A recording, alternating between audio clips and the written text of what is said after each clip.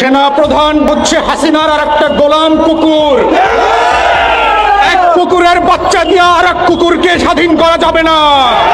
Barrister Fuad তাকে রাষ্ট্রদ্রোহিতার মামলায় গ্রেফতার করা হচ্ছে। সেনা প্রধানকে বলছি, আমরা লক্ষ লক্ষ আবু সাঈদ বুক পেতে দিয়ে ক্যান্টনমেন্ট উড়িয়ে দেব। আমাদের প্রধান উপদেষ্টা অধ্যাপক ডক্টর মোহাম্মদ ইউনূসের একটি বক্তব্যের তোলপাড় সৃষ্টি হয়েছে পুরো ভারত জুড়ে। ভারতের গণমাধ্যমগুলো রীতিমতো হামলে পড়েছে বাংলাদেশের উপরে। যে বিমানে করে বাংলাদেশের প্রধানমন্ত্রী জননেত্রী শেখ হাসিনা ভারতে গিয়েছিলেন, সেই বিমানে করেই সসম্মানে তিনি আবার ফিরে আসবেন। তা কানে আসছে টুকটাক, খুব শিগগিরই হয়তো শেখ হাসিনা বাংলাদেশে ফিরবেন। প্রধানমন্ত্রী হয়ে তিনি যে ফিরবেন দেশে, এটা কিন্তু পরিবর্তিত শেখ হাসিনা। আগামী জাতীয় সংসদ নির্বাচনে 300 আসনে প্রার্থী মনোনয়ন দেওয়ার চ্যালেঞ্জ নিতে জাতীয় নাগরিক পার্টি প্রস্তুত বলে মন্তব্য করে দলটির উত্তরাঞ্চলের মুখ্য সংগঠক সার্জিস আলম। আসসালামু আলাইকুম দর্শক, আরো একটি নিউজ ভিডিওতে আপনাদের সবাইকে স্বাগতম। দর্শক, আবারও কিন্তু কঠিন ভাবে ফেসে যাচ্ছে ব্যারিস্টার আসাদুজ্জামান ফুয়াদ। দর্শক, তিনি কিন্তু বিশেষ সময়ে বিশেষ কিছু কথা বলেন, বিশেষ কিছু বক্তব্যের মধ্যে রাতারাতি তিনি ভাইরাল হয়ে যান। কিন্তু দর্শক, এবার তিনি এমন ভাবে ফেসে যাচ্ছেন, এমন ভাবে তাকে নিয়ে কথা বলা হচ্ছে, তাকে নিয়ে কিন্তু সোশ্যাল মিডিয়ার মতো প্ল্যাটফর্ম গুলোতে এখন অনেক বেশি সমালোচনা হচ্ছে। হ্যাঁ দর্শক, আজকের ভিডিওতে আমি আপনাদেরকে দেখাতে যাচ্ছি যে আসলে ব্যারিস্টার আসাদুজ্জামান ফুয়াদ তিনি হঠাৎ করে কি করলেন যে তার নামে এরকম কিছু ছড়াচ্ছে, এবং বর্তমান বাংলাদেশের পরিস্থিতি নিয়েও কিন্তু কিছু এক্সক্লুসিভ ইন্টারভিউ আপনারা দেখতে পারবেন, কিছু এক্সক্লুসিভ প্রতিবেদন আপনাদেরকে দেখানো হবে। যেই প্রতিবেদনগুলো কিন্তু আপনারা ভিডিও শুরুতেই দেখেছেন, সেই সমস্ত প্রতিবেদন কিন্তু এখন একটার পর একটা প্লে করা হবে।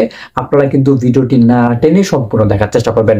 সো দর্শক, কথা না বাড়িয়ে সর্বপ্রথম আমরা কিছু ইম্পর্টেন্ট প্রতিবেদন দেখে নেব। তার আগে ছোট্ট করে একটা রিকোয়েস্ট থাকবে, আপনি যদি প্রথমবারের মতো আমাদের এই ছোট্ট চ্যানেলটিতে এসে থাকেন, তাহলে কিন্তু অবশ্যই চ্যানেলটিকে সাবস্ক্রাইব করে রাখবেন, পাশে বেল আইকনটি অন করে রাখবেন। ব্যারিস্টার ফুয়াদ তিনি বাংলাদেশে বসে পাকিস্তানের কথা বলতেছে। এই ব্যারিস্টার ফুয়াদ তাকে রাষ্ট্রদ্রোহিতার মামলায় গ্রেফতার করা হচ্ছে। আমাদের বাংলাদেশের এই সরকার মানে তিনি এতটাই বর্তমান চুপ হয়ে গেছে যে আপনার বাংলাদেশকে প্রতিনিয়ত এই ব্যারিস্টার ফুয়াদ তিনি একের পর এক এই ধরনের রাষ্ট্রদ্রোহিতা করতেছে, মানে আপনার একের পর এক এই ধরনের হুমকি দিচ্ছে। কিন্তু আজকে আইসা ব্যারিস্টার ফুয়াদ তিনি বলতেছে যে বাংলাদেশে আপনার 16 ডিসেম্বর নাকি হয় নাই, কি বলে এই বিজয় দিবস না, এটা নাকি ইন্ডিয়ারা নাকি চাপিয়ে দিছে আমাদের বাংলাদেশের উপরে। এই ব্যারিস্টার ফুয়াদ হচ্ছে আপনার জামায়াতের একজন সাবেক কি নেতা। তিনি জামায়াত থেকে আপনার চলে এসে নিজে একটা দল প্রতিষ্ঠিত করে, তাই না? এখন তিনি বলতেছে যে 16 ডিসেম্বর বাংলাদেশের উপরে চাপিয়ে দেওয়া হয়েছে। 71 বাংলাদেশে কোনো ভূমিকা ছিল না, 71-এ বাংলাদেশে কোনো স্বাধীনতা হয় নাই, 16 ডিসেম্বর বাংলাদেশের কোনো বিজয় দিবস না। তাহলে 16 ডিসেম্বর কি? 16 ডিসেম্বর তাহলে কি বলেন? তিনি আসলে একের পর এক মানে দেশের সাথে রাষ্ট্রদ্রোহিতা করে যাইতেছে, আর উল্টো দিকে অন্তর্বর্তীকালে সরকার ডক্টর ইউনূস তিনি চুপ করে তিনি এগুলা শুনতেছে বা এগুলো হজম করতেছে। আচ্ছা, এখন যদি এভাবে বলি অনেকে গালাগালি করবেন ভাই, তারপর বলতে বাধ্য হই। শুনেন, এই যে ব্যারিস্টার ফুয়াদ তিনি সেনাবাহিনীর ক্যান্টনমেন্ট মনে করে উড়াই দেওয়ার হুমকি ধুমকি ডিরেক্ট তিনি একটা দেশের সেনা প্রধানকে এভাবে গালিগালাজ করে, তৃতীয়ত তিনি বাংলাদেশের স্বাধীনতার উপরে এভাবে আক্রমণ করে, এবং তিনি বলে যে 71-এ বাংলাদেশে কোনো স্বাধীনতা হয় নাই, ইন্ডিয়ারা নাকি চাপাই দিছে, এবং 16 ডিসেম্বর নাকি বাংলাদেশে কোনো স্বাধীনতা দিবস না। তাহলে স্বাধীনতা দিবসটা কি ভাই? সেই সময়কালীন আপনার শেখ মুজিবুর রহমান বঙ্গবন্ধুর ভাষণ যারা নাকি শুনছে তারা নাকি বুকা ছিল, তারা নাকি বুকার স্বর্গে বাস করতেছিল। এখন সেখানে যে আপনার কোটি কোটি যে জনগণ ছিল তারা কি বুকা চৌধুরী? বলেন তো, এত কোটি কোটি মানুষকে নাকি বুকা বানানো হয়েছে। আচ্ছা, শেখ মুজিবুর রহমান তিনি কি কালা জাদু শিখতো নাকি, বা তিনি কি কালা জাদু পারতো নাকি ভাই, যে কালা জাদু করে বাংলাদেশের সকল মানুষকে তিনি একত্র করছে, বা তার দিকে সবাইকে আবদ্ধ করছে? বলেন তো ভাই, তিনি কি কালো জাদু করতো নাকি তিনি কোনো ম্যাজিশিয়ান ছিল? বলেন, তিনি একজন ম্যাজিশিয়ান ছিল। জানেন কি? তিনি বাংলাদেশের মানুষকে পাক বাহিনীদের কাছ থেকে মুক্তি দান করছে আল্লাহর অশেষ রহমতে। আল্লাহ তাকে উসিলা বানায় পাঠাইছে, আল্লাহ তাকে এবং প্রেসিডেন্ট শহীদ জিয়াকে উসিলা বানায় পাঠাইছে। বুঝেন নাই? আমাদের এই বাংলাদেশকে পাক বাহিনীদের হাত থেকে রক্ষা করার জন্য। এখন এই ব্যারিস্টার ফুয়াদকে কি গ্রেফতার করা উচিত না? তাকে কি রাষ্ট্রদ্রোহিতার মামলায় তাকে গ্রেফতার করা উচিত না? তাকে কি গরম ডিম, কোন ডিম, রাজা হাঁসের ডিম, তাকে থেরাপি দেওয়ার উচিত না? যে আপনি আসলে কোন দেশি? আপনি কি পাকিস্তানি নাকি বাঙালি? আপনি কি বলেন? তিনি ওই যে বললাম শুরুতে, তিনি আপনার জামায়াতের সাবেক একজন নেতা ছিল, তাই না? এই জামায়াতও কিন্তু বলে যে ৭১ নাকি স্বাধীনতা হয় নাই। আপনার বাংলাদেশে এই স্বাধীনতা বলে যত স্বাধীনতা দিবস সমস্ত কিছুকে উপড়ে ফেলা হবে। স্বাধীনতার যত মূর্তি আছে, যত স্মৃতি আছে, বাংলার মাটি থেকে উৎখাত করতে হবে। তাহলে এরা আসলে কিসের পরিচয় দিছে বলেন? এরা কি পাকিস্তানি বীজ না? এরা কি প্রতিনিয়ত বাংলাদেশে বসে বাংলা ভাষায় কথা বলে তারা প্রতিনিয়ত দেশের সাথে গাদ্দারি কিংবা রাষ্ট্রদ্রোহিতা করতেছে কিনা বলেন তো? তাহলে অন্তর্বর্তীকালে সরকার কেন আসলে সাইলেন্ট হয়ে বসে রয়েছে? আমরা এটার জবাব চাই, আমরা জানতে চাই। আপনি তো বাঙালি, আপনি তো বাঙালিত্বকে বিশ্বাস করেন, তাই না? আপনার এই সেনাপ্রধান মিস্টার ওয়াকার তিনিও যখন ভাষণ দেয় সবার আগে আমি এই জিনিসটা খেয়াল করছি যে তিনি প্রায় তিনি আপনার বাংলাদেশের শ্রেষ্ঠ সন্তানদেরকে তিনি স্মরণ করে, শ্রদ্ধা জানায়। তাহলে তাদেরকে অপমান করে এবং সেনা প্রধানকে শ্রদ্ধা অপমান করে, এটা কি দেশের সাথে রাষ্ট্রদ্রোহিতা নয়? তাকে কেন গ্রেফতার করা হচ্ছে না? আমরা তাকে গ্রেফতার করার আহ্বান জানাচ্ছি। এই রাষ্ট্রদ্রোহী ব্যারিস্টার ফুয়াদকে অতি দ্রুত আইনের আওতায় আনার জন্য আমরা ব্যাকুলভাবে আবেদন জানাচ্ছি অন্তর্বর্তীকালে সরকারকে, এবং বিশেষ করে আমাদের বাংলাদেশের প্রাণপ্রিয় সেনাবাহিনী মিস্টার ওয়াকার, আপনাকেও এই ব্যারিস্টার ফুয়াদের এগেনস্টে শক্ত একটা ভূমিকা আমরা দেখতে চাচ্ছি। কারণ তিনি একের পর এক দেশে বসে, মানে বাংলাদেশে বসে এই দেশের নামেই গীবত গাবে, দেশের সাথে গাদ্দারি করবে এবং স্বাধীনতাকে তিনি উপড়ে ফেলে দিবে, এবং এভাবে আপনাকে সুদ্ধা, আপনার 14 গোষ্ঠী সুদ্ধা গালিগালাজ করবে। আর আপনার ভূমিকা টোটালি সাইলেন্ট কেন? আমরা জানতে চাই। আপনি কি বাংলাদেশের সেনাপ্রধান নন? আপনি কি বাংলাদেশের প্রতিটি মানুষের কলিজার ভিতরে কিংবা প্রতিটি মানুষের সিকিউরিটি কি আপনি নন? আপনি কি দেশের একজন প্রধান নন? দেশের রক্ষার ক্ষেত্রে, দেশের সার্বভৌমত্ব রক্ষার ক্ষেত্রে আজকে যারা নাকি আমাদের বাঙালিত্ব কিংবা বাংলাদেশের সার্বভৌমত্বকে নিয়ে আঙ্গুল তুলে কথা বলতেছে, এবং যারা নাকি দেশে বসে নিজের দেশের সাথে, যারা নাকি বাংলাদেশে বসে পাকিস্তানের কথা বলতেছে এবং দেশের সাথে প্রতিনিয়ত আপনার গাদ্দারি করতেছে, রাষ্ট্রদ্রোহিতা করতেছে, তাদেরকে কেন আপনারা খোলা আসমানের মাঝে ছেড়ে দিচ্ছেন? তারা কিভাবে এভাবে ছাড় পেয়ে যায় বলেন? এদেরকে অতি দ্রুত আইনের আওতায় আনার আমরা আহ্বান জানাচ্ছি। আমরা এটা দেখতে চাই অন্তর্বর্তীকালে সরকার ডক্টর ইউনূস কেন তিনি এটাকে এখন পর্যন্ত গ্রেফতার করতেছে না, কিংবা এই বিষয়ে তিনি কেন এখন পর্যন্ত আপনার নীরব ভূমিকা পালন করতেছে। আমরা এটা জবাব চাই। দর্শক বন্ধুরা, শুধু একটা কথাই বলতে চাই, বাংলাদেশে বর্তমান বাংলাদেশে বসে রাষ্ট্রদ্রোহিতা করতেছে, এরা প্রতিনিয়ত ছাড় পেয়ে যাচ্ছে কেন? শুধু এটাই না, যারা নাকি স্বাধীনতা এনে দিছে, যারা নাকি স্বাধীনতার পক্ষে, তাদেরকে প্রতিনিয়ত গ্রেফতার করতেছে। তাহলে আপনারা আসলে কিসের সরকার বলেন? কিসের সরকার আপনারা বলেন? আমরা এটার জবাব চাই।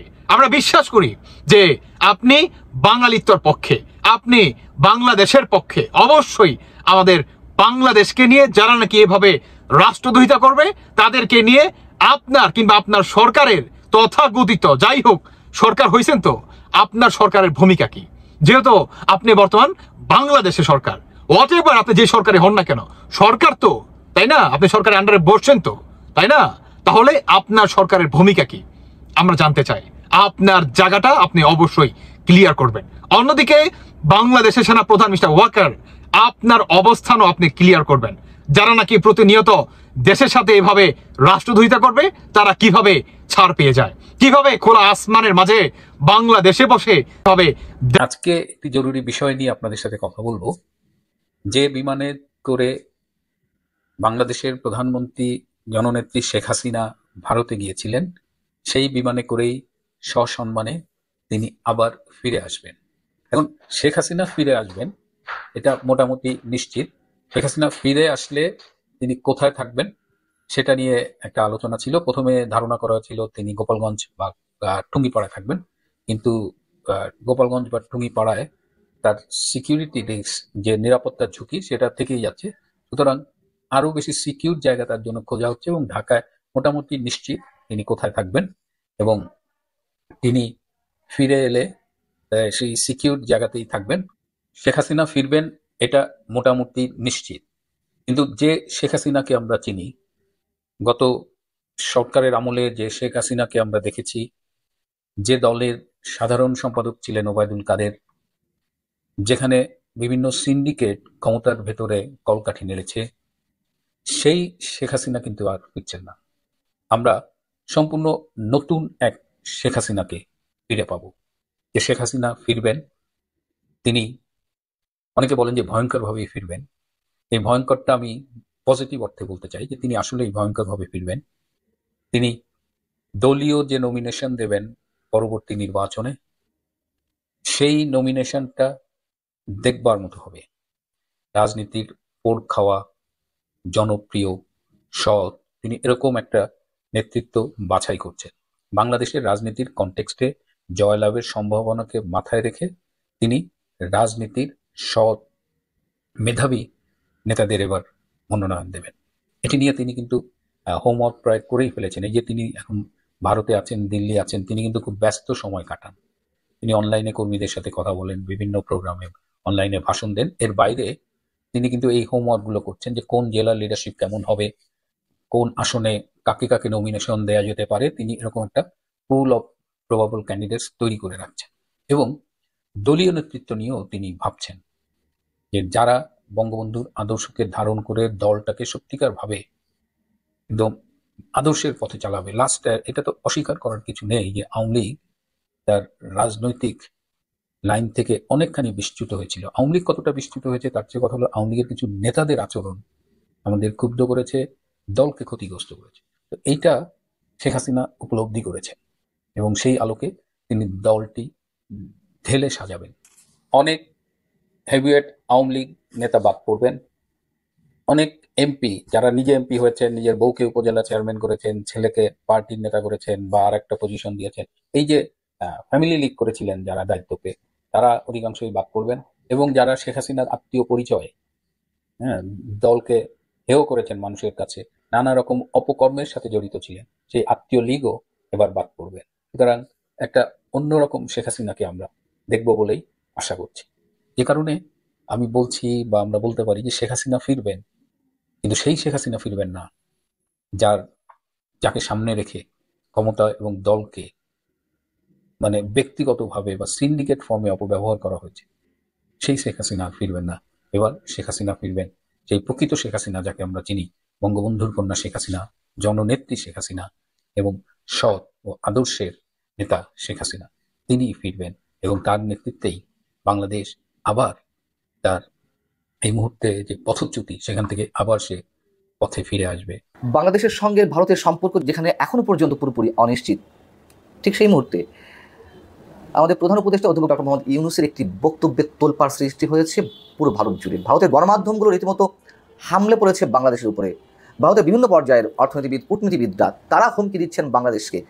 আসলে কি বলতে চেয়েছেন ডক্টর মোহাম্মদ ইউনূস, কী ছিল তার মন্তব্য? আপনারা অনেকেই হয়তো জেনেছেন যে তিনি তার চীন সফরের শেষ দিনের আগের দিন যখন দেশটির প্রেসিডেন্ট শি জিনপিংয়ের সঙ্গে বৈঠক করলেন, সেখানে তিনি একটি বক্তব্য দিয়েছেন ভারতের 7 সিস্টার্স নিয়ে।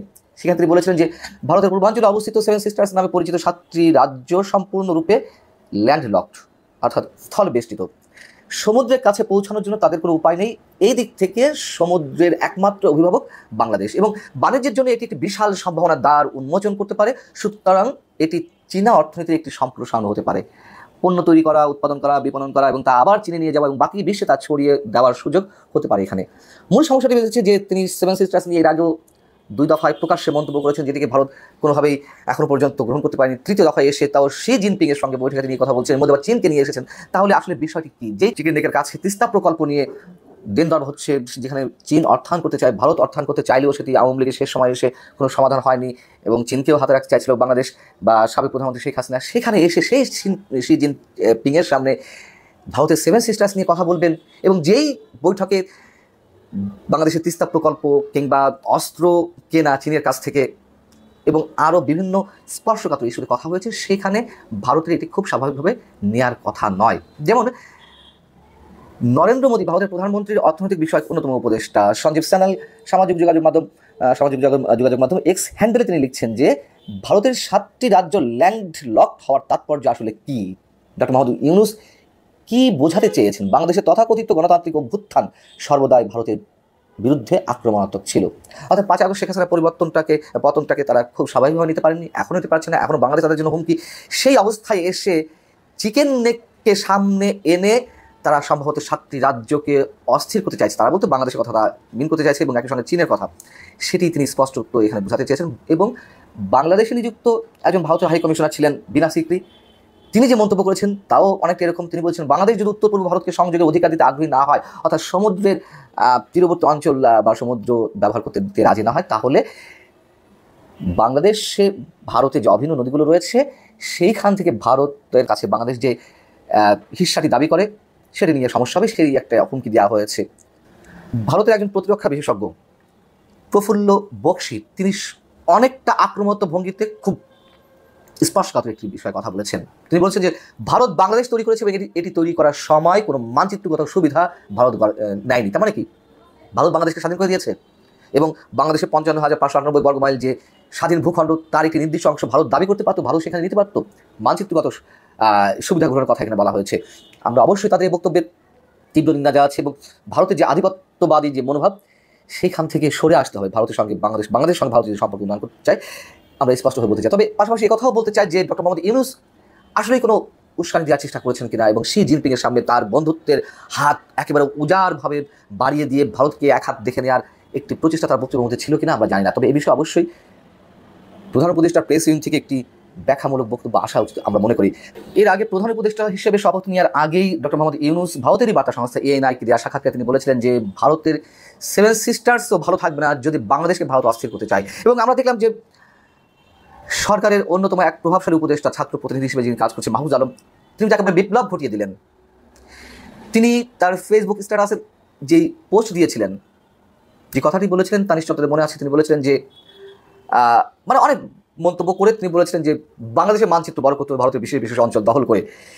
এই বক্তব্যগুলো ভারতের ভালোভাবে নেওয়ার কথা নয়। ভারতের বিভিন্ন পর্যায়ে যে কথাগুলো আসছে সেই কথাগুলো যেমন আমরা প্রতিবাদ জানাচ্ছি, যেগুলো আক্রমণাত্মক উস্কানিমূলক, ঠিক আমাদের পক্ষ থেকে যে কথাগুলো বলা হচ্ছে ইভেন সরাসরি প্রধান উপদেষ্টার মুখ থেকে আসছে, এগুলো অবশ্যই আপত্তিজনক। আমার মনে হয় এটির একটি ব্যাখ্যা ভারত প্রধান উপদেষ্টার প্রেস উইং থেকে অবশ্যই আসবে, যেখানে ভারতের প্রধানমন্ত্রী নরেন্দ্র মোদীর সাক্ষাৎ চেয়েও বা তার সঙ্গে বৈঠকের প্রয়োজনীয়তার কথা উচ্চারণ করে বা আবেদন জানিয়েও গত কয়েক মাসে সেই সুযোগটি বাংলাদেশ পায়নি। আমরা তো স্বীকার করতে সমস্যা নেই, ভারতকে চরম শত্রুতামূলক একটা অবস্থানে রেখে বাংলাদেশে ভালো থাকার সম্ভব না। শুধু বাংলাদেশ কেন, এরকম একটি বৃহৎ প্রতিবেশী রাষ্ট্রকে শত্রু হিসেবে তৈরি করে কোনো প্রতিবেশীরই ভালো থাকার কথা নয়। সেইখানে প্রধান উপদেষ্টার এই মন্তব্য খুব সহজভাবে নেওয়ার কথা নয়। এবং যেখানে প্রধান উপদেষ্টা প্রেস সচিব মাহফুজ আলম মিস্টার শফিকুল আলম, তিনি ভারতের অন্যতম গণমাধ্যম দ্য হিন্দুকে দেওয়া একটি সাক্ষাৎকারে তিনি বলেছিলেন, তার কথাবার্তাতেই এক ধরনের নরম সুর প্রকাশ পেয়েছে যে চীনে যাওয়ার আগে প্রধান উপদেষ্টা ভারতে যেতে চেয়েছিলেন। তাহলে ভারতকে যদি বর্তমান অন্তর্বর্তী সরকার এতটাই গুরুত্ব দিয়ে থাকে, নিশ্চয়ই এই ধরনের ছোটোখাটো কোনো মন্তব্য দু দেশের সম্পর্ককে একটা গভীর অনিশ্চয়তার মধ্যে নিয়ে যাক, সেটা নিশ্চয়ই কারো কাম্য হতে পারে না। এবং একথা সত্য, ভারত সুযোগ পাওয়ার অপেক্ষা রয়েছে, ভারত ওত পেতে রয়েছে। আওয়ামী লীগের এখন কোনো বন্ধু নেই, কিন্তু তার মানে এই না যে আওয়ামী লীগের সবাই শত্রু। এখন মাঠে আপনারা যে কালচার দেখতেছেন, যে অবস্থা দেখতেছেন, মনে করতে পারেন যে আওয়ামী লীগ নামলেই সবাইকে একদম খেয়ে ফেলবে, সবাই আওয়ামী লীগের শত্রু। ব্যাপারটা এরকম না। কারণ আমরা পত্রপত্রিকায় মিডিয়ায় যে অবস্থা দেখছি, বাস্তবে এই একই অবস্থা না, বাস্তবে কিন্তু ডিফারেন্স আছে। এখন আমরা দেখছি যে গতকাল শনিবার বিএনপি সাধারণ সম্পাদক মির্জা ফখরুল সাহেব হুঁশিয়ারি উচ্চারণ করেছেন, মানে তারা রাজপথে নামবেন। তা এখন কেন রাজপথে নামবেন? আদৌ নামবেন কিনা, এটা কি ফাঁকা গুলি কিনা। তো এইটাতে যাওয়ার আগে দেখেন। দর্শক, আপনাদেরকে যে সমস্ত প্রতিবেদন দেখানো হলো, এই সমস্ত প্রতিবেদন দেখে আপনাদের মন্তব্য কি, আর বিশেষ করে এই যে ব্যারিস্টার আসাদুজ্জামান ফুয়াদকে নিয়ে আবারও যে সমালোচনাগুলো হয়েছে, আপনারা ভিডিওতে যেই সমস্ত প্রতিবেদনের মধ্যে শুনতে পারলেন, যে সমস্ত কথা তাকে নিয়ে বলা হচ্ছে, এই কথাগুলোর আসলে ভিত্তি কতটুকু বলে আপনাদের মনে হচ্ছে, সেই বিষয়টা কিন্তু জানিয়ে যেতে পারেন আমাদের ভিডিও কমেন্ট বক্সে। সো দর্শক, ভিডিওটি ছিল এতটুকুই। আবারও দেখা হবে নতুন কোনো ভিডিওতে, নতুন কোনো টপিক নিয়ে। ততদিন পর্যন্ত ভালো থাকুন, সুস্থ থাকুন। আল্লাহ হাফেজ।